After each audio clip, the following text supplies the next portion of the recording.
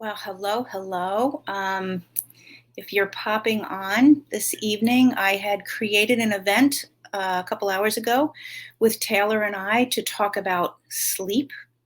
So many people have disrupted sleep. And Taylor, if you've been watching us at all, we've been doing lives on Thursdays, and Taylor specializes in diabetes. She helps people reverse diabetes or pre-diabetes. So, blood sugar can often be an issue with sleep issues, and so can stress, which is a lot of what I do. So, that's what we were going to talk about tonight. But Taylor doesn't feel well. So, she reached out to me not very long ago and said, "You know what? I've been battling this headache all day, and would you mind? I don't think I would be, really as beneficial to the conversation or whatever." So I said, sure.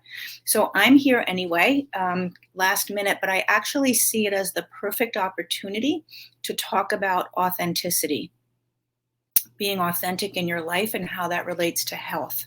So Taylor was authentic. She could have done a lot of things. She could have lied to me and said, "Oh, I didn't realize, I forgot," or whatever, whatever, right? People, we do that sometimes, like knowing full well exactly what we committed to, but we pretend that we don't, or we didn't remember, or something catastrophic happened. I used to do that a lot in my life because I felt badly if I wanted to bail on something. There's two parts to look at that. Why do we say yes to something in the first place that we want to bail on? And secondly, why do we feel like we have to lie about it, right? So that's a possibility of what could happen. Or pushing yourself through. So I'm seeing people hop on now. So I'm just going to actually wait another minute and tell you what's going on again one more time as people hop on. So, but welcome. And it's just going to be me, not Taylor and myself tonight, because Taylor has been battling a headache apparently all afternoon. So I'm going to save the sleep conversation for when we can do it together, because blood sugar often is a big part of sleep and sleep issues, as is stress. And Taylor's gig is blood sugar and diabetes. So we'll do it next week. We tend to try to meet every Thursday. So we'll do that next week instead, okay? But tonight, I'm going to take the opportunity to talk with you. If you're just hopping on, or I'm repeating myself, but I want to talk with you about authenticity and being authentic in your life and who you are and how that relates to health. And we're going to do an exercise at the end, just something to walk through on a piece of paper, or you can just think about it, to sort of look and see, how is this showing up in my life? How am I doing this? And so what I started to say was, I picked this topic when Taylor said, she didn't feel well, because I was grateful to her for, number one, being authentic to herself and not trying to come on here and have the conversation when she had a bad headache. Who wants to do that, right? That would make her feel worse. It would make our live be probably awkward, maybe not, but certainly maybe wouldn't be. Hi, Suzanne. Thanks. Yeah. So maybe wouldn't be the conversation that we want it to be when we're both, on our game. So I'm grateful to her for being authentic, and then just looking at, where are we not authentic in our life and how that impacts how we're living and our health. So that brought me to, what was I saying? I was saying that for me, I know in my younger years, even more, I always felt badly about canceling on something, and you should be your word. You shouldn't, necessarily agree to something and then just cancel on it. But there's two components to that. Why would I agree to things that I didn't really want to do, which I certainly did, and then not being authentic in how I canceled them, but making something up, making it be like there was a big catastrophic thing. This is so embarrassing that I'm telling you all this, but I'm going to tell you a couple of stories right now.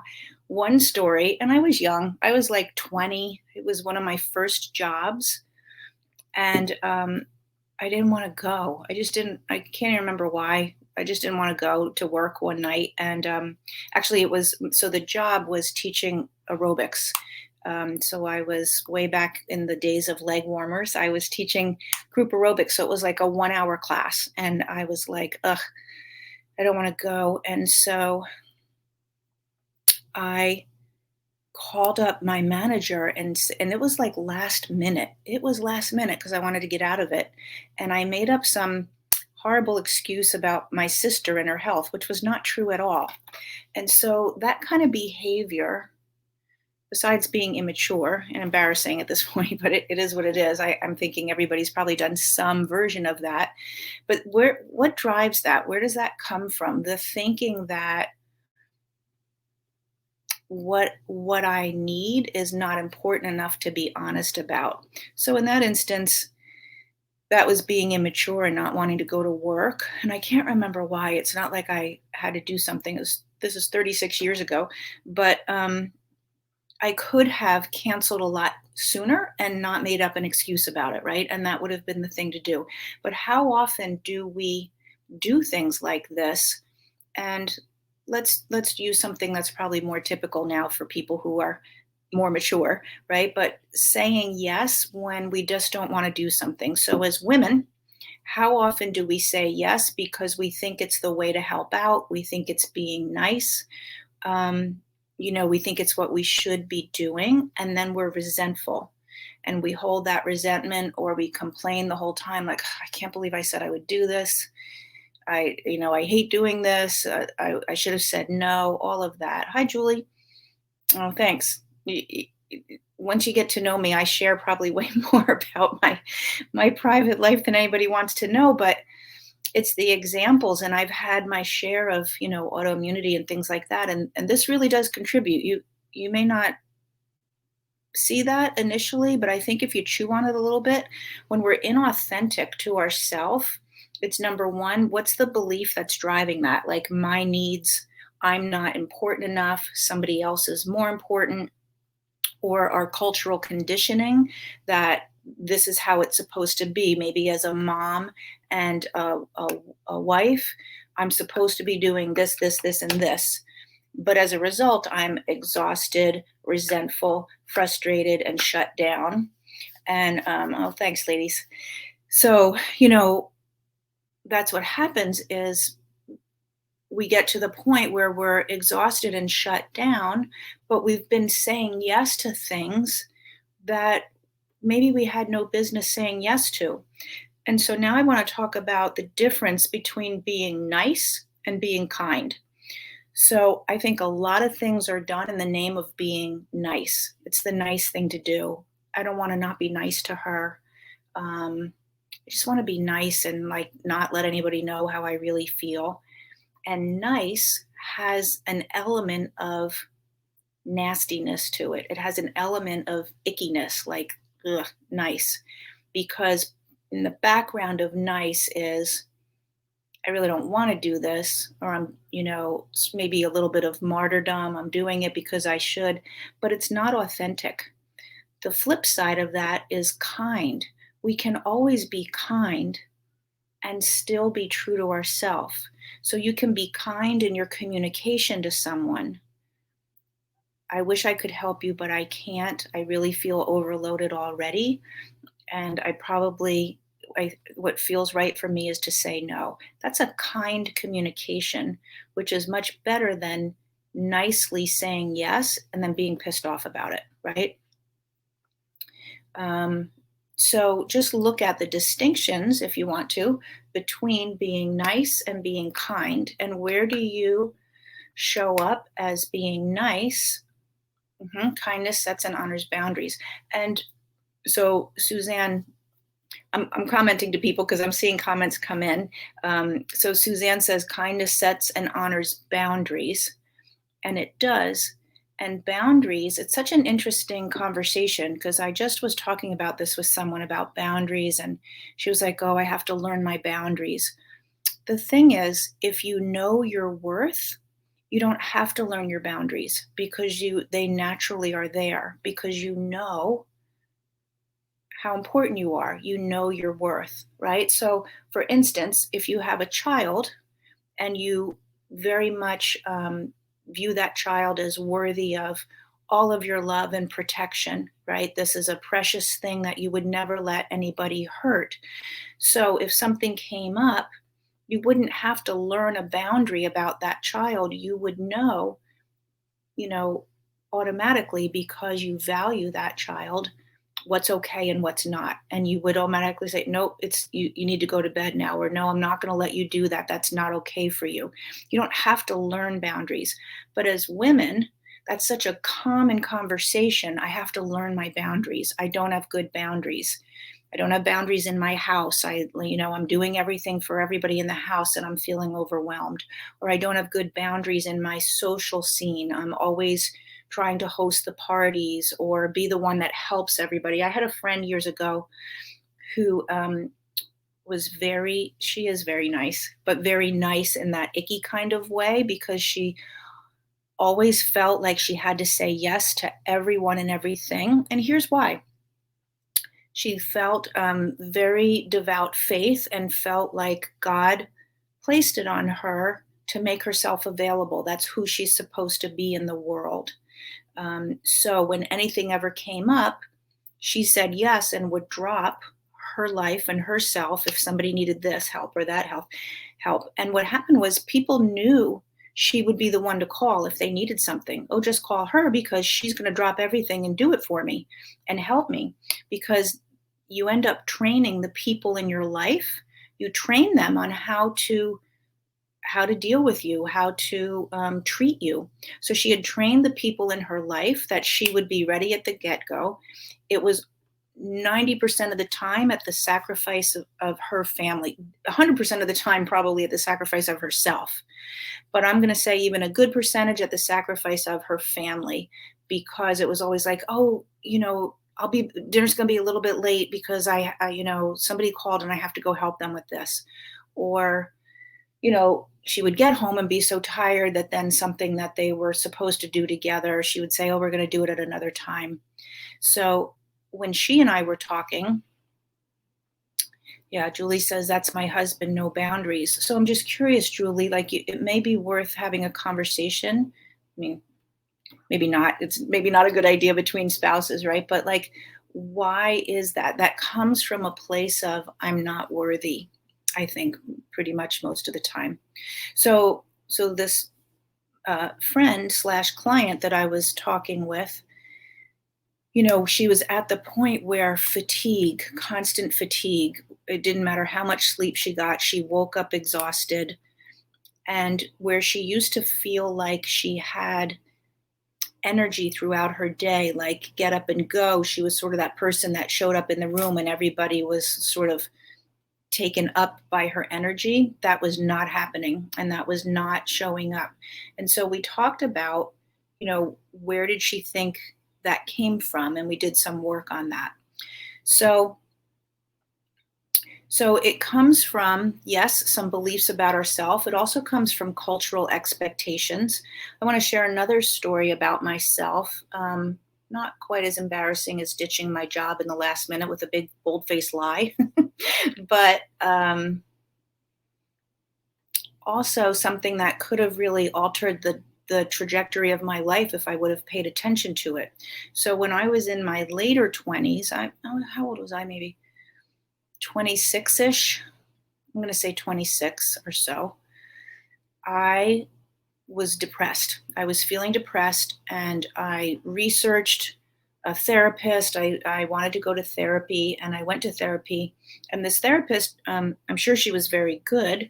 She was quite a drive away because I really looked for somebody that I would resonate with. And what I wanted to talk about was I had an expectation on myself about being a fitness person. So this actually ties into a post I did earlier today because I went outside to walk really and to do some exercise outside, and it was so hot and heavy that I was like, oof, I don't even feel good. So I came back in after just doing a little bit, and I was struck by how 30 years ago I would not have done that. I would have pushed myself. I would have been like, yeah, if I'm depleted, even better. I had this thinking, and I was a fitness professional then. I had completed my master's in exercise physiology. I was the director at a club, multiple clubs. And I used to exercise really crazy. And I got to this point where I was depressed and just not feeling it. Like I couldn't make myself go exercise for the life of me. I would have like every day I'd go, okay, I'm going to start my running again, or I'm going to start this again. And every day I would just couldn't bring myself to do it. So I went to therapy. I'm like, something's wrong because who I am since third grade, I've played sports all the way through high school. Then I'm a fitness person and this is what I do for a job. And now I can't even get myself to do anything. So I go to therapy and she's like, okay, why are you here? Whatever. This was my very first appointment. And I said, well, I'm here because I should be running and I should be doing whatever else I said. And I can't get myself to do it. And I don't know what's wrong. And she said, I'm curious, why are you using the word should? Who says you should do this? And I was like, what are you, crazy? Of course I should. I go, well, for my job, I got a little snappy with her. Like, for my job, I'm a fitness person. I need to be doing this. And she wanted to have a conversation around my attachment that I should be doing this. And I wanted to have a conversation around what the heck was wrong with me that I couldn't do it. And so at the end of that session, I didn't go back because I thought, she's not even getting me. She's not even hearing me. I want to fix why I can't get up and run the way I used to. And she wants to talk about why I think I should. So I didn't go back. And I'm sure that if I would have handled that then, at that point in my life would have gone in a different direction, certainly in terms of my health, because that was right at the time in my mid to late 20s. My first autoimmune disease, ulcerative colitis, showed up in my early 20s, 21 in fact. And then fatigue and thyroid autoimmunity showed up at different stages, but all of that started in my late 20s. And that was probably what I was starting to feel, was the depression and the fatigue around that. But I didn't even go there. It was like, I have to be doing that. So I wanted to share with you, this is a book, Martha Beck, The Way of Integrity. I don't know if you know her. I read Martha Beck. She's got several books out. I love her. I love how she writes. I love what she has to say. And this book is The Way of Integrity. And it talks about finding the path to your true self and being authentic. And Martha is, I think, like 60 now. And she talks about, she struggled with severe autoimmune issues. She was like bedridden, couldn't get out of bed, pain, fatigue, and absolutely got it to the point where she was so living inauthentically in her life that it was causing her immune system to shut down. And that's what she talks about in this book. But if you want to grab a piece of paper and a pen, you could jot this down. I'm gonna go through 2 exercises that she does in the book and just, see what you think about them. You don't have to write them down if you want to just listen and think about it. But let me just read. Okay, so I'm going to read to you. So she says, think about 3 or 4 things you've done during the past week. This could be really small things like brushing your teeth, or enormous things like robbing a bank, or anything in between. See, that's why I like her. She's funny when she writes. Anything in between, like cooking breakfast. So choose one that in hindsight seems relatively pleasant. So an activity that you did in the past week that was fine. It was pleasant for you. Let's see. Now let yourself really remember how you felt when you did this activity. Were you happy and delighted doing it? Did it make you smile? Did you anticipate with, joy doing it?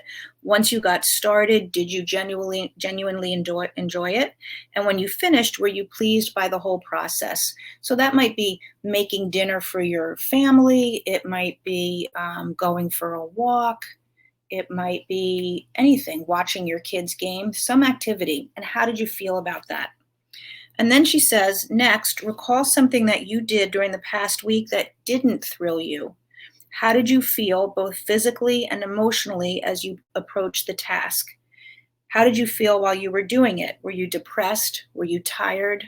Did you feel confused? Like you get that sort of brain fog? That's a sign that you're checking out. It feels like brain fog, like what's wrong with me, but you're actually checking out from what you're doing. Annoyed and distracted, and write that down. Then she says, try toggling back and forth between these two sensations. And even if it's slightly different, notice the difference. This is the difference between doing something from authenticity and doing something to conform to culture or what's expected of you. And it's not like, oh, okay, so we just have to defy all cultural norms. That's not going to happen, right? Things are set up and our households are set up. But it is okay to start to look and see how often am I doing something that is not authentic to what makes me happy? And what am I ignoring and shoving down that makes me unhappy? So I'm going to jump ahead a couple pages because then she says, so you want to start to look at the things that you do every day. Do they come from culture or from your true nature? And are you ready to get honest about that and how that's impacting your life? So she gives a couple of more questions. Number one, do you ever hang out with people you don't truly enjoy? So maybe you get invited somewhere and you think you're supposed to go because it's the socially accepted thing to do, or it's, you know, people from work or people from your kid's school and you don't want to say no. So who are those people? Number two, do you consistently make yourself do anything or many things that you don't really want to do? Let's just say the one that has to cook dinner every night in your house and you hate cooking, but you do it because that's what the wife and the mom does, right? There's a lot of households where it gets done in a different way. So it is possible somebody else could handle dinner, or that you don't have to do it every single night if that's something that you don't like to do. But do you consistently make yourself do anything or many things that you don't want to do? Number three, are there things that you do solely out of fear that if you don't do them, you're going to upset someone or lower your value in someone else's eyes? And what are those things? So you do it solely out of fear that if you don't do it, somebody's going to be upset or your value will be diminished in their eyes. Okay, the next one. Are there any times in your daily life where you're consistently pretending to be happier or more interested than you really are? So are you in a relationship, any relationship, where you kind of pretend to be interested, but you're kind of not, or you're mostly not? So it could be relationships, job activities, places that are part of your regular life and you're consistently pretending when you're with that person or when you're at that activity. And then the last one is, do you ever say things that you know aren't true or things you don't really truly mean? And what are they? That would be along the lines of, I can't make it to work because my sister's had a catastrophic event. But other things, that's my silly version, but something like, ever say things that you know aren't true or things that you don't really truly mean? Maybe complimenting somebody or, again, falsely pretending to have interest when you don't. Or I think as moms, a lot of times, like with our kids, we don't want to hurt them, and we think that our job is to always, boost them up, because certainly the world can tear us down. But they get a sense of whether we're saying the truth or not. So if our kids come to us and ask, our opinion, and we go, yeah, no, like my son, I'm probably actually brutally honest with him, but he'll ask me, he's been all about his hair this past year. He shaved his head in February and he's been all about his hair. And he'll come in and he'll say, Mom, what do you think? How's it growing in? And I tell him the truth. I'm like, that doesn't look good. Like, I'm going to tell you the truth. And I've really worked hard with him so that he knows if there's one place in the world where he's going to get an honest answer, even if it doesn't feel good. And I've been doing that since he was little because we had to have very difficult conversations when Charlotte, even when he was little, about his sister and what was happening. So that gave me the opportunity to get into the habit of having difficult conversations. But he knows I'm going to tell him the truth. Even like if he's like, "How does this look on me?" I'll be like, "Doesn't look good." And he might say, "Well, I like it anyway." And I'm like, "Okay." Just answering your question. But I don't do the you know, and I'm not saying any of you do either, but I think a lot of times as parents, we worry about always boosting our kids up, and then we're not necessarily honest with them. Or flip side, we're not honest about how we're feeling in the household. So the kids maybe are not pulling their share around the household, not doing what it's expected, and instead of holding a firm line, we kind of sigh and go, "That's what it is with teenage boys," and we just keep picking up after them, which is an inauthentic way to be. If the conversation is, "You need to do this, this, and this," and they don't, and then we just handle it anyway because we're moms, we're not being authentic with them or with ourselves. So those are the things that come to mind for me and some of the conversations I have with women. And maybe something opened up in those exercises or those questions for you. So Martha Beck says, read everything you wrote down, and you'll see a clutch of situations in which you're leaving your authenticity to run a cultural hustle. She calls it a cultural hustle, where you're not a hustle like going fast, but like when you're hustling somebody, like a scam. So you haven't done anything wrong. There's no need to take any action, but you just want to notice if you've sort of bought into the cultural norms and expectations, and then where you're cutting yourself short. And so, really, the only thing to do right now, anyway, is I just wanted to have the conversation to open up the topic with you to think about for yourself. Again, in this book in particular, Martha goes into how devastating it was for her immune system. And she's quite honest in the book, so I'll just tell you. She realized at some point that she was gay, but she was raised as a Mormon. Her father was very big in the church. And she also shares that he was abusive. So by the time she was 18 years old, she was in a deep depression because she was living or feeling like something opposite from the church that she had been raised in. She knew that how she felt naturally wasn't acceptable. Number two, she knew her father was abusive to her and could not speak that out loud because I don't know much about the Mormon culture, but what she shares in the book is that comes first, that the religion and him being a leader in the church was much, much more important. And in fact, years later, when she did speak up, everyone in her family, she really lost her family by speaking her truth. So, but it took years of illness and autoimmunity for her to get the courage to speak her truth. So, where does that leave us? Just some food for thought. And on that note, before I head out, I have asked my ex-husband to do a live with me on Tuesday. And I asked him to do it to talk about what it was like for him to be married to me when I was very sick.